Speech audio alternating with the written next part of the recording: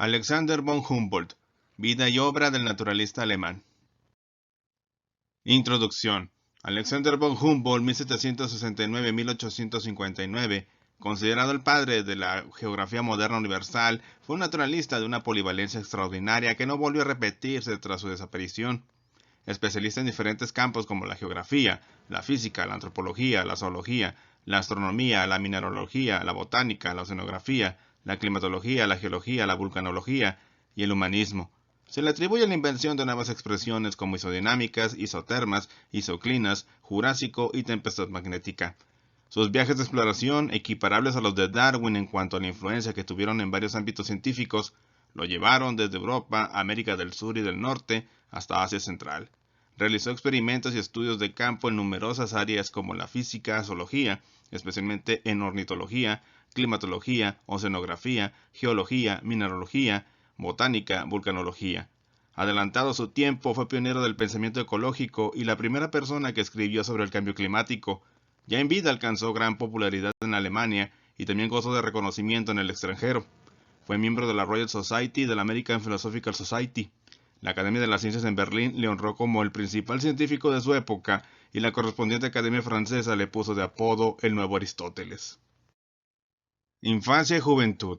Friedrich Heinrich Alexander von Humboldt nació el 14 de septiembre de 1769 en la localidad de Tegel, actual distrito de Reinickendorf, a pocos kilómetros de Berlín, en un palacete en el que discurriría su infancia junto a su hermano mayor Wilhelm, gran filósofo y estadista alemán, además de creador de la Universidad de Berlín.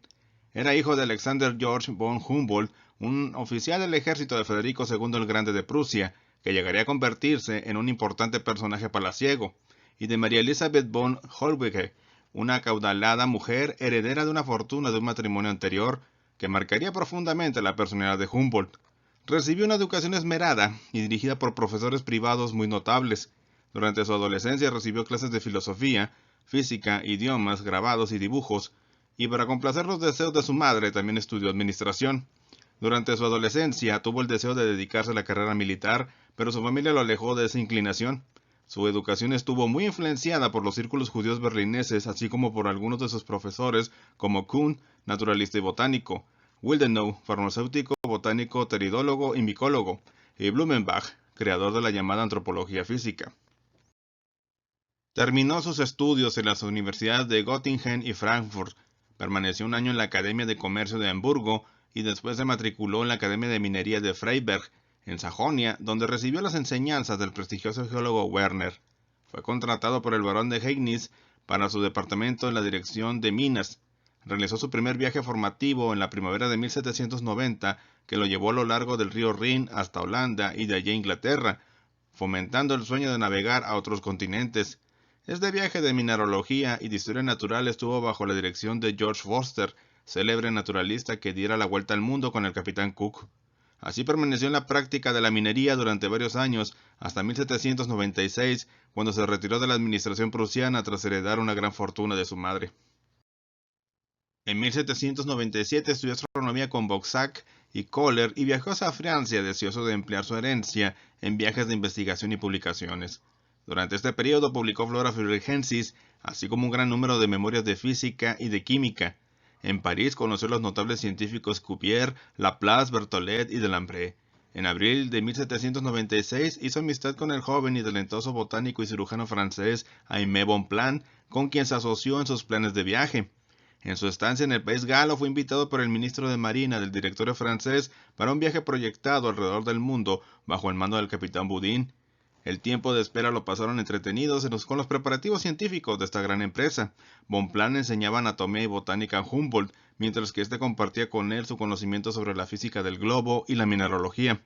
En 1797, Aimé obtuvo su diploma de la Escuela de Medicina. El viaje fue cancelado por falta de fondos, por lo que Humboldt, junto a su amigo Bonpland, dispuestos a partir hacia el Havre, decidieron dirigirse hacia África para estudiar el monte Atlas. Durante su estancia en Marsella, a la espera de embarcar hacia Egipto, le sorprendieron los cambios políticos ocurridos en Argel. Humboldt y Bonpland, tras ver frustrados varios proyectos, decidieron viajar hacia España y emprendieron su viaje el 5 de diciembre de 1798, pasando por Nimes, Montpellier y Perpignan, pisando tierra española por primera vez el 5 de enero de 1799, con el fin de solicitar la protección de Su Majestad Católica Carlos IV para un viaje a América. Los dos viajeros tenían que iniciar los trámites diplomáticos para conseguir el permiso necesario para realizar su expedición con una particular dotación de instrumentos científicos de medición y observación por las tierras americanas, que entonces se encontraban bajo dominio español. Antes de iniciar su famosa expedición científica por las colonias españolas en América, 1799-1804, Alexander von Humboldt permaneció en España entre enero y junio de 1799. Su estancia fue fundamental para la preparación y aprobación del gran proyecto científico en tierras americanas, a causa de los contactos que estableció en la capital del reino, tanto en el ámbito científico como en el político y diplomático. En lo científico destacó su relación con los naturalistas del Real Gabinete de Historia Natural y del Real Jardín Botánico, entre los que se distinguen José Clavijo y Fajardo y Antonio José Cabanilles, además de los miembros de la Real Academia de la Historia o del Depósito Hidrográfico como Juan Bautista Muñoz y José Espinosa, así como Christian Hergen, Johann Wilhelm y Heinrich Thalacker y los hermanos Heulen, miembros alemanes de la comunidad científica madrileña. En el ámbito diplomático, se distingue su conexión con el embajador de Sajonia, el barón Philippe de Forel, 1756-1808, mineralogista distinguido y amigo personal del secretario de Estado Mariano Luis de Urquijo, 1768-1817, quien le introdujo en la corte del rey Carlos IV a fin de obtener el permiso en las cartas de recomendación con que realizar su gran proyecto científico. Durante este periodo, Humboldt realizó numerosos estudios científicos en los cuales puso a prueba sus novedosos instrumentos de medición traídos desde París. Así, consiguió abrir un nuevo campo y aportó destacables estudios en la investigación científica, principalmente geográfica, de España. Fue uno de los primeros en establecer la latitud y la longitud de Madrid y de otras poblaciones de importancia como Aranjuez, además de elaborar los perfiles topográficos de la Sierra de Guadarrama y de la península ibérica, en los que se descubría la presencia de la meseta central. Los resultados de este estudio aparecieron publicados en dos artículos, uno en 1809 en la obra del francés Alexandre Laborde, Itinéraires descriptifs de l'Espagne, traducido al español en 1816, y otro en 1825 en la revista alemana Hertha. En su paso por España visitó, entre otras ciudades, Gerona, Barcelona, donde midió la latitud y la longitud de la catedral, Valencia, Albacete, Alcázar de San Juan, Madrid, Aranjuez, etc. El 7 de mayo de 1799 es expedido en Aranjuez el pasaporte de Alexander von Humboldt, que le autoriza su periplo americano. El día 13 del mismo mes los dos viajeros iniciaron su viaje desde Madrid a La Coruña, y no es hasta el 5 de junio del mismo año cuando embarcan en la corbeta Pizarro, iniciando así su famosa expedición. 11 días después divisaron las Islas Canarias en el horizonte, donde hicieron una escala en La Graciosa, noroeste de Lanzarote, y un breve recorrido por Tenerife entre el 19 y el 25 de junio de 1799. Humboldt anotó en su diario que pasaron 6 días en Tenerife, Santa Cruz, La Laguna, Puerto Orotava y el Pico de Teide. Ascendieron al cráter de este, realizaron experimentos para el análisis del aire, estudiaron el vulcanismo y representaron la geografía de las plantas en un interesante dibujo publicado en el Atlas del Viaje como Tableau physique des Isles Canarias, Géographie des Plans du Pic de Tenerife. Además, la estancia canaria de Humboldt se caracterizará por sus aportaciones botánicas, como la descripción de la violeta del Teide y las observaciones astronómicas que fueron publicadas por Jabo Oldmans en 1810 en París, como Recueil des Observations Astronomiques, de Operations Trigonometriques et de Mesures Barométriques. El 25 de junio de 1799, Humboldt y Bonpland embarcaron en Santa Cruz de Tenerife, zarpando hacia el Nuevo Mundo con destino a la isla de Cuba, pero una epidemia desatada en la embarcación obligó al capitán de la nave a dirigirse al puerto más cercano, hacia Cumaná, donde arribaron el 16 de julio de ese mismo año. Quedaron maravillados por el esplendor de las costas de Venezuela, así que decidieron adentrarse en el país y 2 meses después de permanecer en Cumaná y sus alrededores, el 4 de septiembre de 1799, se internan en el valle de Cumanacoa y llegan a la antigua misión de San Fernando. Pernoctaron allí y bordeando las faldas de Turimiquere, llegaron al valle de Caripe. Las condiciones de viaje fueron muy hostiles, considerando la naturaleza autóctona, el transporte de instrumentos de medición muy delicados y pesados, el medio de transporte que era o bien en mulas o a pie y en condiciones muy laboriosas. En Caripe, durante una semana se hospedaron en un convento de frailes aragoneses y el 28 de septiembre de 1799 exploraron en 472 metros de profundidad la cueva del Guacharo, convirtiéndose así Humboldt en el precursor de la espeleología científica de América Latina. En este lugar contribuyó también a la ornitología, descubriendo un nuevo género y especie de ave, Steatornis caripensis, vulgarmente conocida como guacharo. Continuaron por la ruta de Santa María hacia el Golfo de Cariaco. En Cariaco embarcaron de nuevo hacia Cumaná, ciudad que abandonaron el 18 de noviembre de 1799 con destino a Caracas. Allí fueron recibidos por el gobernador y capitán general Manuel de Guevara Vasconcelos, quien se ocupa de atenderlos.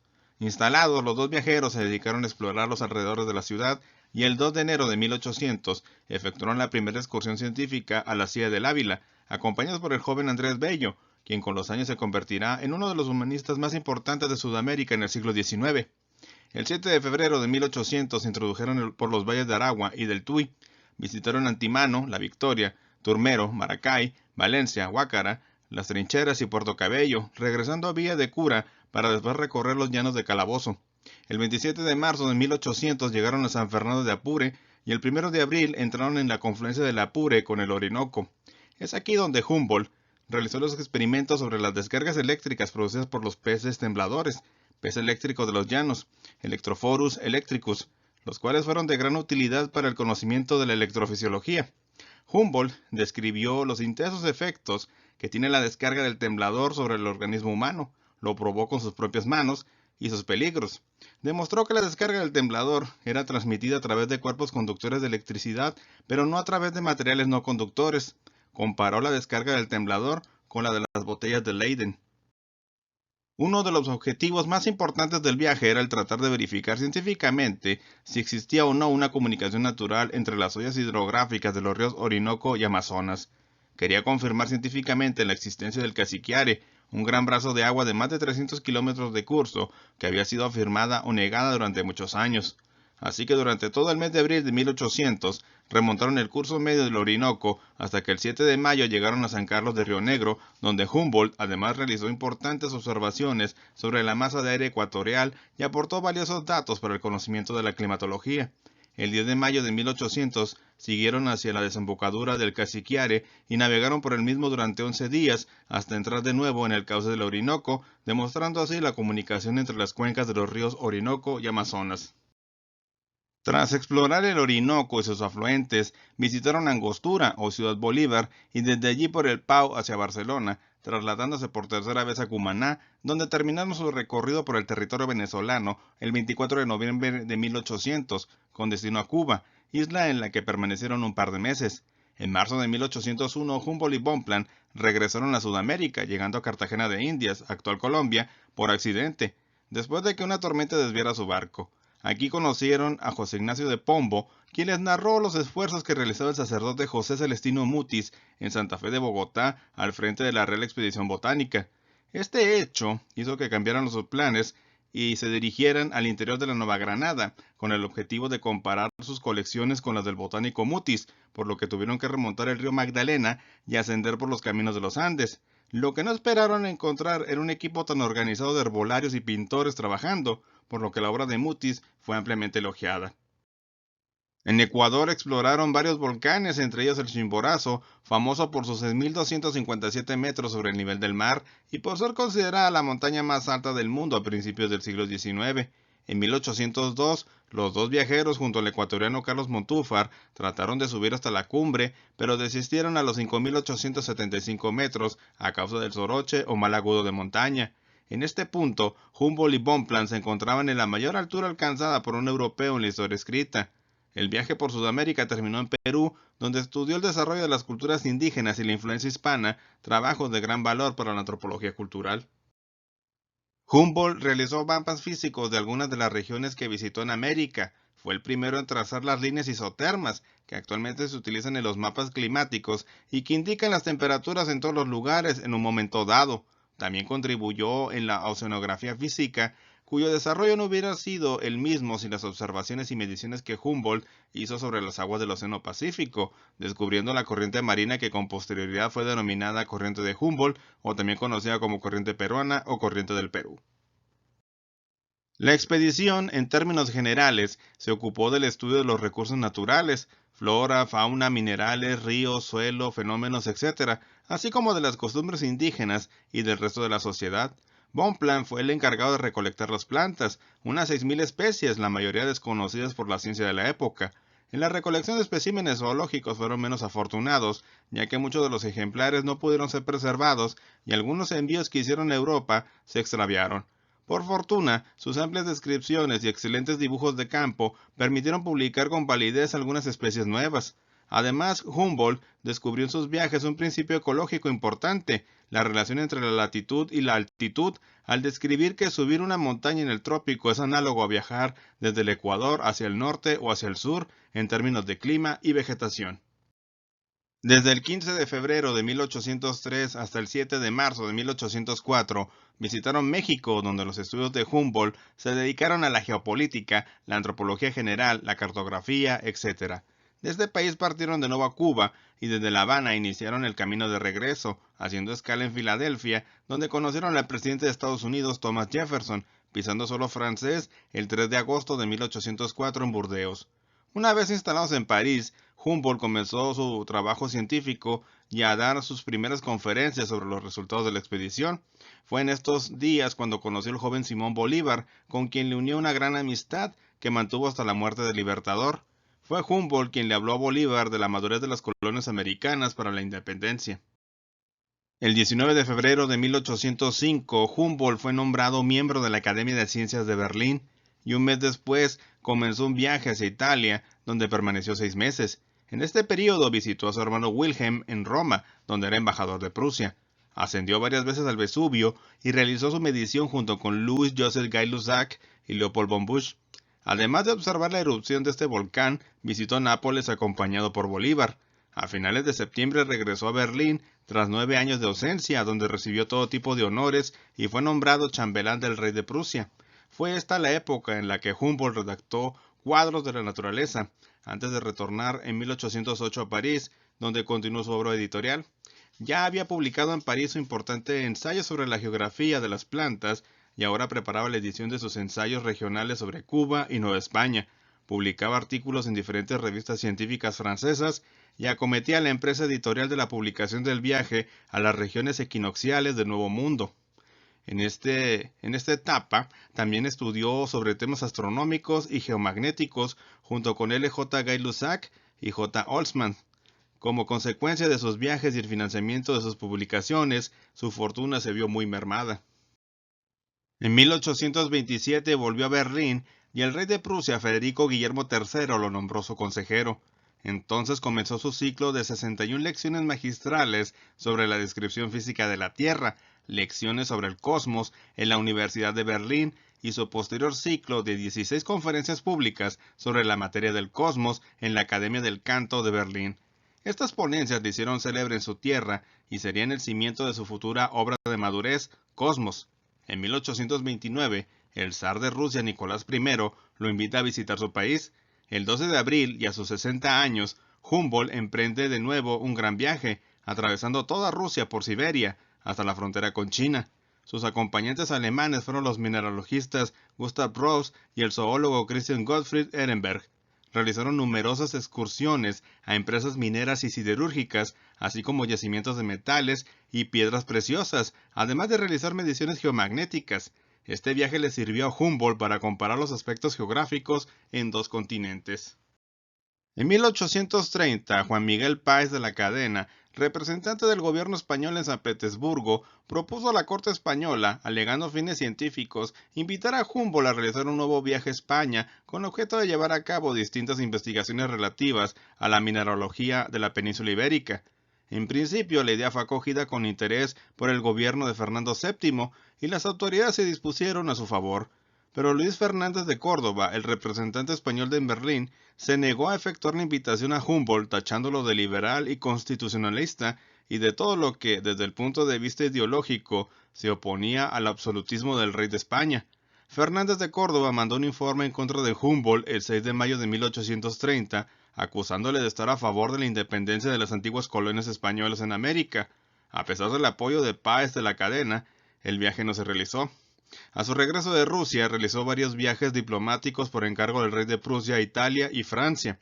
En otoño de 1833 comenzó a escribir su gran obra final, Cosmos, pero no es hasta un año después cuando comienza a aparecer publicada en 5 volúmenes, el último de los cuales fue publicado a partir de 1860, justo después de su muerte.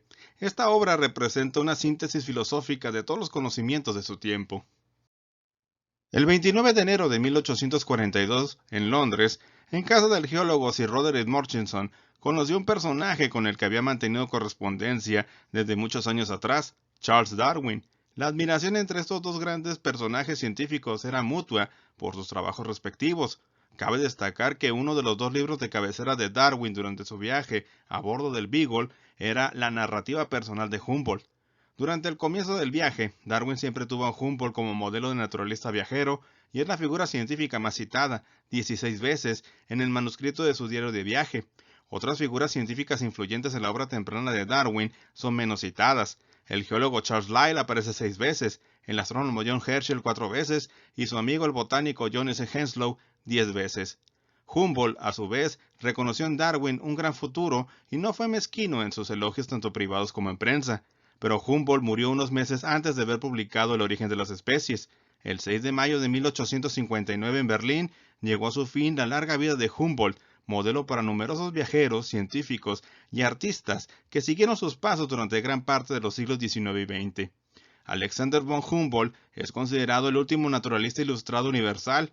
No solo era una fuente inagotable de conocimiento, también era un abierto enemigo de la esclavitud y luchó contra toda opresión y discriminación. Su amigo Bolívar decía de él que era el descubridor científico del Nuevo Mundo, cuyo estudio había dado a América algo mejor que todos los conquistadores juntos. En sus casi 90 años de vida, presenció y participó en la mayoría de los eventos científicos más importantes de la época, siendo el organizador del primer Congreso Científico Internacional. Y así concluimos con esta revisión de Alexander von Humboldt, Perfil de un sabio, él también merece ser celebrado, de María Calderón Domínguez, publicado en Encuentros en la Biología. Espero que la información que han recibido sea de su interés, y por mi parte no me queda más que despedirme y verlos en el próximo video. Muchas gracias y hasta pronto.